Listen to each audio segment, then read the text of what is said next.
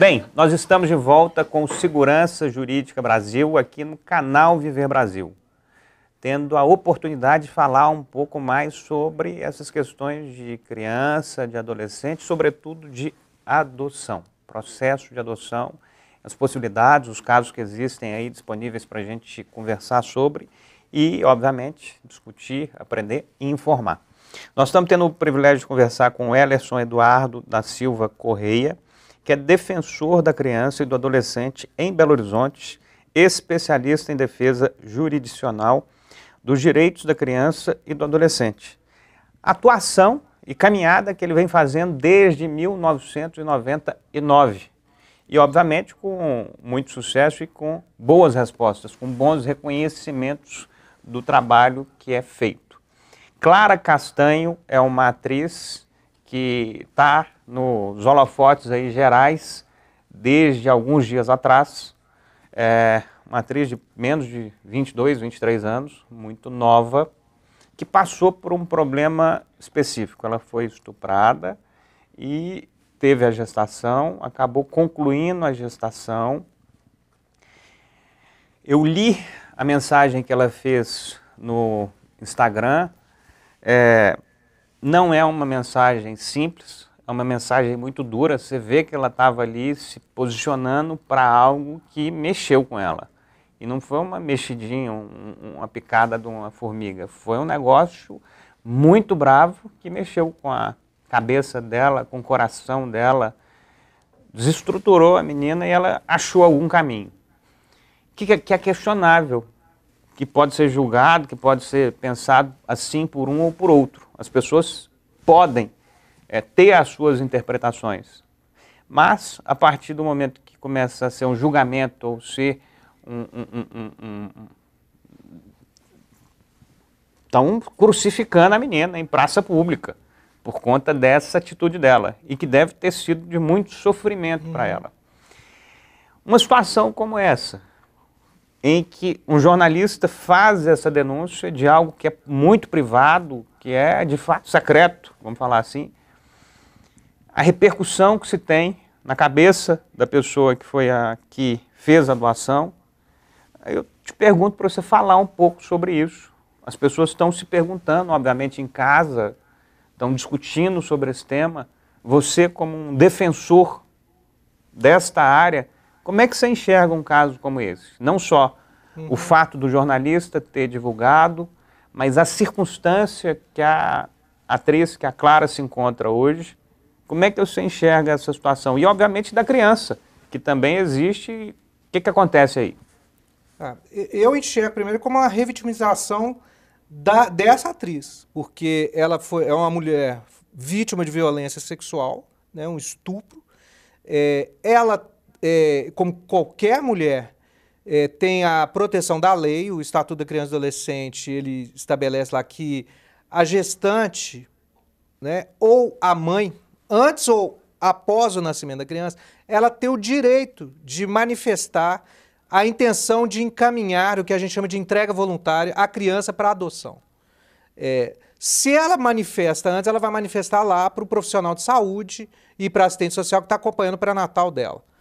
Vai se aguardar o nascimento da criança e tal. Se houve o nascimento, logo após, assim que ela recebe alta, ela é encaminhada para o juiz da infância e da juventude ou o juiz local lá da cidade, que acumula essa competência, para ela prestar esse consentimento perante o juiz. Porque o consentimento tem que ser presencial para ser válido. É um direito dessa mãe.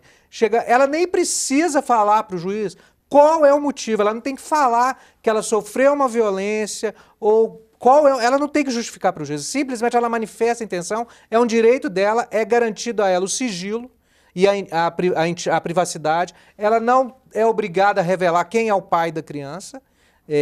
Só se ela revelar, e esse pai também vai ser ouvido, o pai biológico, mas ela não é obrigada. Isso se ela souber, né? Se ela souber, e mesmo quando ela sabe, ela não é obrigada. Só se ela for casada com ele, que tem outros reflexos, porque tem uma presunção aí de que o filho nascendo na constância do casamento é do marido. Mas não, se ela não tem um vínculo matrimonial de companheirismo com esse pai biológico, ela não é obrigada a revelar e ela também lhe é garantido o sigilo em relação à sua família. Se ela não quiser que a família dela saiba desse nascimento, não será revelado. E pronto, ela presta o consentimento em audiência, presente o representante do Ministério Público, a lei lhe assegura uma assistência jurídica especializada, a Defensoria Pública estará também nessa audiência para dar orientação.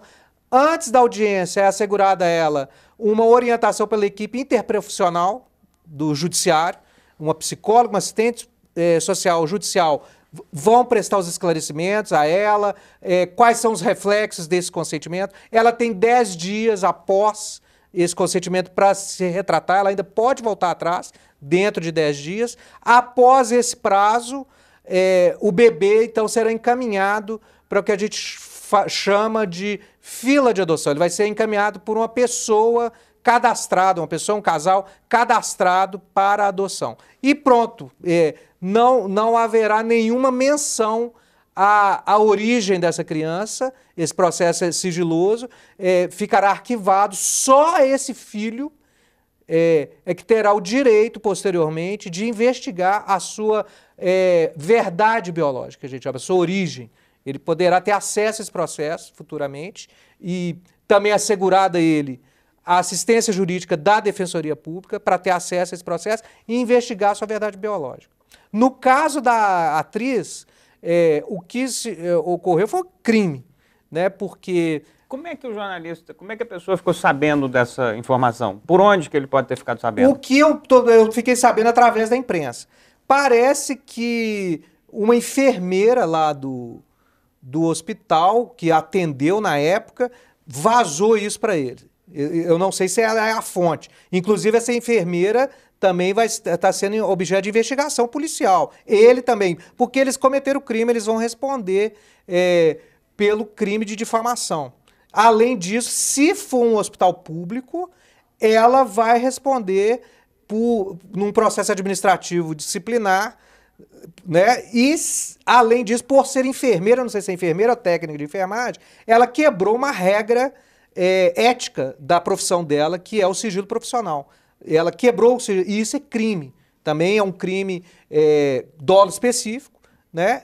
Ela quebrou o sigilo profissional ao revelar, inclusive o nome, deu o nome dela, né? E tem uma outra atriz aí também, que, né, foi até viúva aí do Marcos Paulo, né, do ator Marcos Paulo, nem vou falar o nome dela, que ela também ajudou a divulgar, repercutir essa notícia, inclusive fez juízo de valor quanto à conduta da atriz, e sem saber o que aconteceu. Qual foi a circunstância dela ter feito essa entrega voluntária? Nem precisava isso ter vazado, porque a entrega voluntária não prescinde de ter um motivo justificar. O juiz ali ele não vai querer saber disso. É só convalidar essa entrega. Mas ela divulgou sem saber e depois veio à tona, né? Ela foi vítima de uma violência sexual, ela foi estuprada.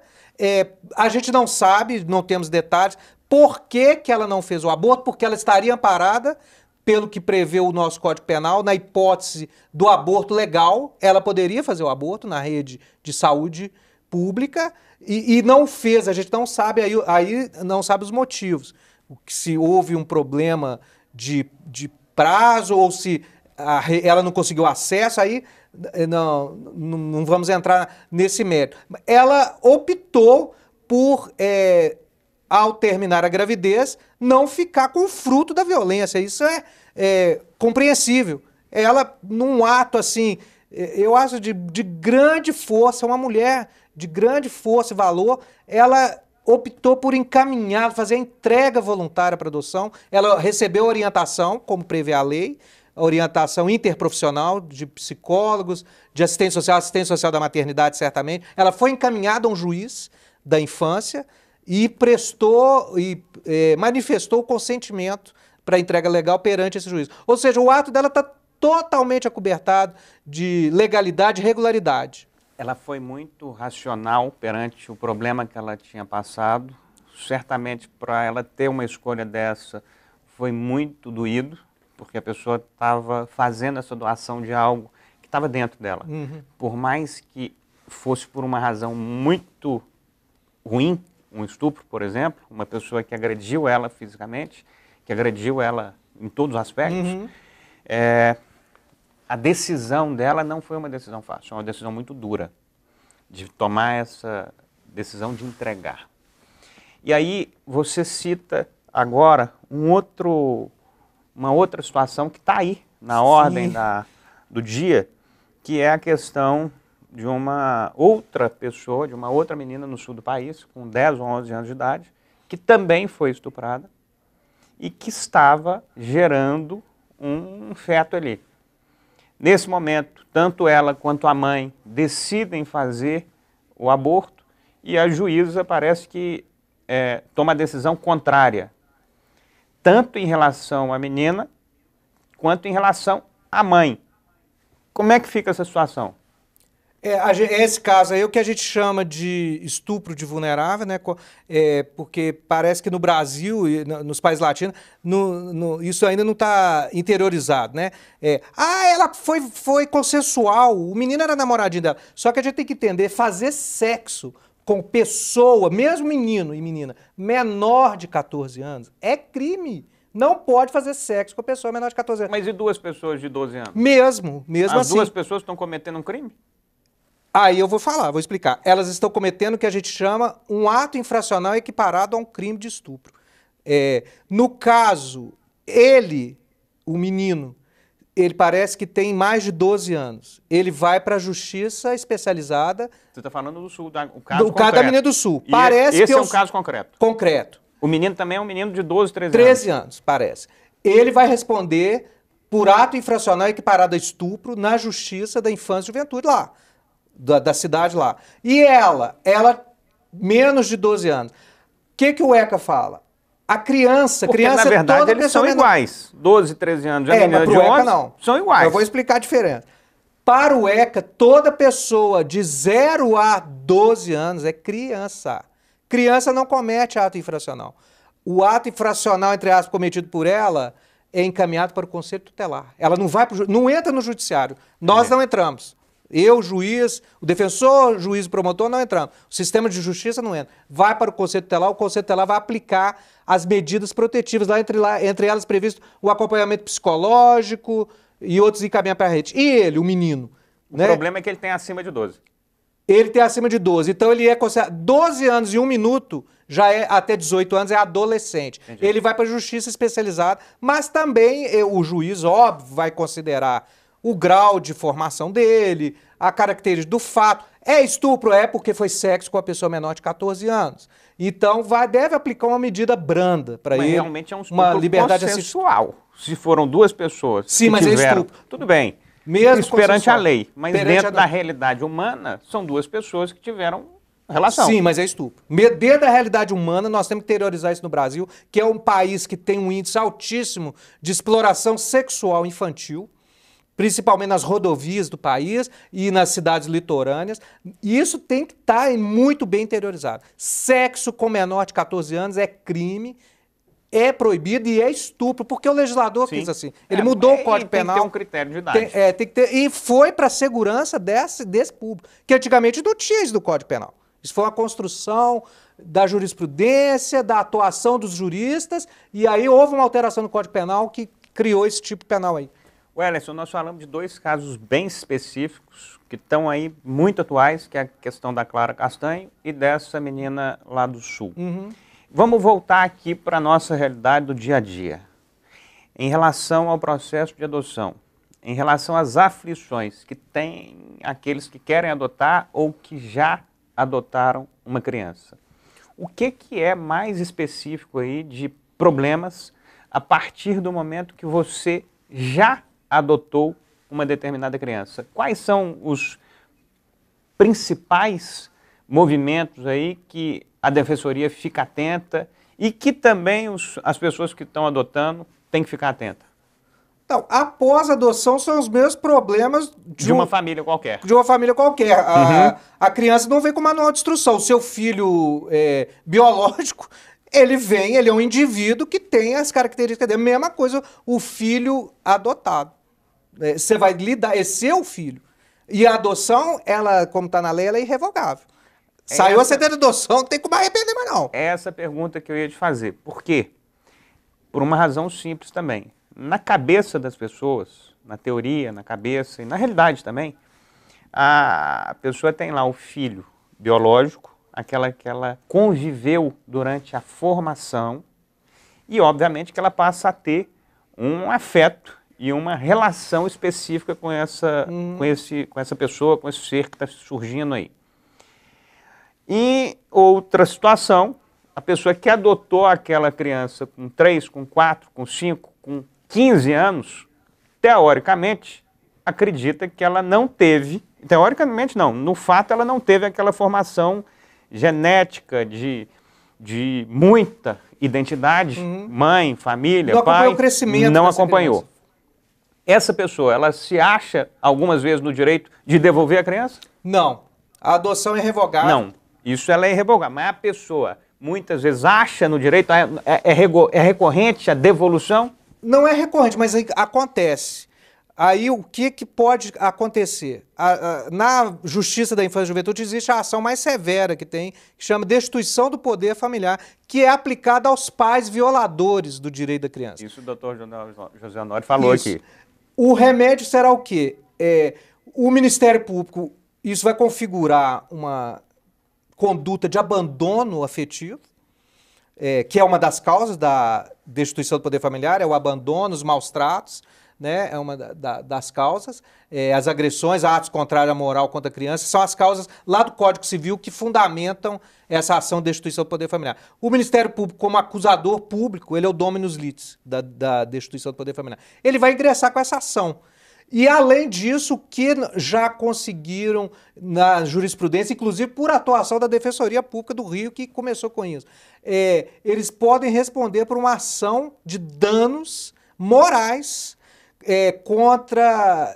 movida pela criança contra eles. Porque até a decisão, eu acho que foi do STJ, que fundamentou essa jurisprudência, foi você frustrou uma expectativa, a quebra de uma expectativa, a quebra de uma esperança dessa criança. Ela foi adotada, ela saiu da entidade de acolhimento, foi para sua família, adotou o seu nome, os apelidos de família, passou a conviver com você, teve problemas de convivência, e depois ela vai ser devolvida. A criança não é um objeto, ela é um indivíduo. E o ECA e a Constituição garantem isso. Ela é um sujeito de direito, é um cidadão. Ela não é um ursinho de pelúcia, eu não gostei, eu devolvo para a loja. Não. Então ela vai ter direito a essa ação. Agora, esse tipo de pessoa, por que não é recorrente isso? O doutor José Honório falou citou uma situação fantástica que eu vou usar aí agora. Antes era-se visto como objeto, agora sujeito. Isso. É essa a grande transformação. Quando que vai vir isso? Vai vir com a Convenção sobre os Direitos da ONU, lá de 59, que ela tira esse papel da criança do lado pater familias, do objeto de direito, ela passa a ser um sujeito de direito. Ela tem todos aqueles direitos fundamentais da Constituição, do artigo 5º, mas eles são qualificados com uma absoluta prioridade, que está lá no 227. Agora, por que isso não é recorrente na Justiça da Infância e Juventude? Porque os casais e as pessoas que vão adotar, elas têm que passar por um curso de habilitação. São a habilitação para adoção. E elas são submetidas a entrevistas com as psicólogas judiciais, com as assistentes sociais judiciais e o representante do Ministério Público. Tem uma promotora, um promotor que também participa dessa habilitação. E se você detectar que essa pessoa ela está ali querendo adotar com um intuito caritativo, benemérito, filantrópico, ela já vai ser reprovada, porque a adoção não é um ato caritativo. Se a pessoa tem essa mentalidade de adotar, porque, coitadinho, eu vou fazer um bem para essa criança, porque eu vou tirar ela da pobreza, eu vou fazer a caridade. Não, a adoção é como filho biológico. Você tem que ter consciência, é um ato de amor, um ato de responsabilidade. Você tem que assumir essa intenção da paternidade, da maternidade, como os filhos biológicos. Que não basta você também colocar o filho biológico no mundo, você tem que adotar os seus filhos. Os filhos biológicos também têm que ser adotados, porque senão eles vão também cair aí na marginalidade, na droga, né? Vão cair na nossa justiça da infância e juventude, já lá no ato infracional, devido a esse abandono, a essa não adoção pelos seus pais biológicos. Doutor Welleson, eu acho que tem muita coisa para ser falada nessa questão de adoção, criança, adolescente. Nós estamos num momento muito específico de muitas transformações, de pessoas que estão questionando a sua identidade, pessoas que estão, enfim, buscando novos direitos que não existiam há alguns poucos anos atrás. Então, o programa Segurança Jurídica tem essa missão de provocar e de debater esses temas. Nós, obviamente, temos tempo. O nosso tempo está encerrando aqui agora, já tem mais de 30 minutos que a gente está falando sobre essas questões. Nós queremos muito trazer essas informações aqui, agradecer, em primeiro lugar, a sua disposição de estar aqui falando isso para o público do canal Ver Brasil, aqui no programa Segurança Jurídica Brasil, e dizer que foi um prazer te receber aqui e aprender um pouco mais sobre essas questões. Para finalizar, eu queria que você falasse um pouco sobre a realidade em Belo Horizonte e Minas Gerais. Nós temos um estado enorme, uma cidade que é também uma cidade expressiva no nosso país. Como é que é essa situação da adoção especificamente em Minas Gerais e Belo Horizonte? O comportamento aqui, via de regra, tanto em relação às famílias que querem adotar, quanto a essas instituições que cuidam desse processo, vai bem? Minas Gerais, né, o nosso estado é um país, né? Nós somos do tamanho da França, né? É um assombro, né? Nós somos a França, né? E eu tenho muito orgulho disso, de ser mineiro. Primeira coisa que nós falamos muito de adoção, mas eu, como defensor público, eu tenho que deixar, não posso deixar de falar nisso. A justiça da infância e juventude, a adoção não é o fim em si mesmo, tá? A adoção é a última ratio na esfera civil, que tem a esfera infracional, na justiça da infância, mas na esfera civil. O que a lei e a principiologia que trata do direito da criança e do adolescente, que é uma matéria muito rica, que se a gente fosse falar dele aqui, nós ia ficar aqui o dia inteiro, o escopo de todos envolvidos no direito da criança e do adolescente é a reintegração familiar. Quando uma criança é afastada da sua família por alguma vulnerabilidade ou por uma violência interfamiliar, a primeira medida que vai ser trabalhada, preferencialmente, é a reintegração na família biológica. Se não puder na família biológica, na família extensa, que são os parentes próximos aqui, os avós, os tios, primos, os padrinhos, né, os amigos ali próximos que têm um vínculo com a criança. Esse é o nosso escopo de trabalho. A defensoria, ela atua nesse escopo da reintegração familiar. O Ministério Público também, as entidades de acolhimento, que são as entidades, os antigos abrigos, que recebe essas crianças, a Secretaria de Assistência Social dos municípios, que o ECA tem uma lógica de municipalização do atendimento. Então, o escopo é esse. A adoção cessada, frustrada, a reintegração familiar, os relatórios das técnicas de identidade de acolhimento falam, não tem jeito. Já fizeram de 3 em 3 meses, tem que ter relatório de reavaliação. No relatório conclusivo, falou, impossível a reintegração, a família não tem como acolher, a família viоladora mesmo. Aí que vai para o encaminhamento para a adoção. A adoção é o último recurso da adoção. E como que funciona? A adoção é muito criticada por ser um processo moroso, né? Para quem está vendo, quem está assistindo o jogo de fora, né? Está vendo o jogo da arquibancada. Por esse motivo, porque o escopo da justiça da infância é a reintegração. Nós vamos trabalhar primeiro a reintegração. Depois é que vai para a adoção, e para essa adoção poder ser consumada, né? A criança pode até já ficar na guarda provisória dessa pessoa habilitar para adoção, mas a ação de destituição do poder familiar, que é aquela ação que eu falei que é a mais severa, ela já tem que estar em andamento, preferencialmente já com sentença, para poder liberar. Por que a destituição faz? Ela extingue o estado de filiação. Esses pais biológicos, eles perdem o status de pais dessa criança. E aí sim ela que vai estar liberada para adoção. Isso gera uma morosidade. Por quê? Porque Belo Horizonte, uma cidade que acredito que nós temos mais de 3 milhões de habitantes, né? Ou seja, Belo Horizonte tem mais habitantes que Paris. Eu não sabia disso. Paris eu acho que tem 600 mil habitantes. Belo Horizonte tem 3 milhões de habitantes. E só tem uma vara civil da infância. É um juiz civil da infância, Dr. José Honório. para atender. Eu acho que nós temos 3 milhões de habitantes, acho que temos mais de 1 milhão de crianças, né? E desse público aí, uma boa parte são crianças vulneráveis, crianças que estão em famílias carentes, que estão sofrendo violação de direitos, não só violência física e moral, psicológica, não, violência institucional, falta de medicamento, falta de acesso à educação infantil, falta de vaga em creche, que é a segunda maior demanda da Defensoria da Criança, para um juiz.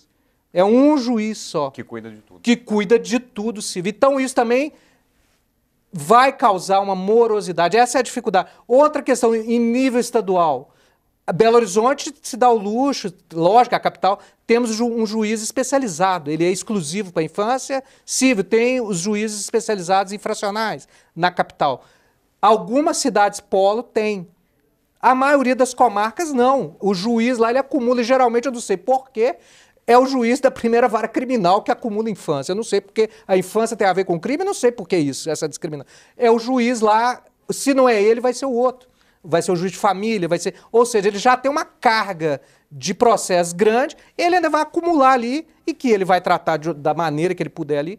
Então, isso também, a falta... O antigo juizado de menores, né, que virou juizado da infância e juventude, ou de vara da infância e juventude, ele sempre foi tratado de uma maneira, um olhar em segundo plano pela instituição, não só no judiciário, mas também no Ministério Público, no passado, na minha instituição, na Defensoria Pública, a infância era vista num segundo plano, na estruturação, na destinação de agentes, na estruturação de órgãos especializados. Então, esse ainda é um problema. Melhorou muito? Melhorou muito, melhorou.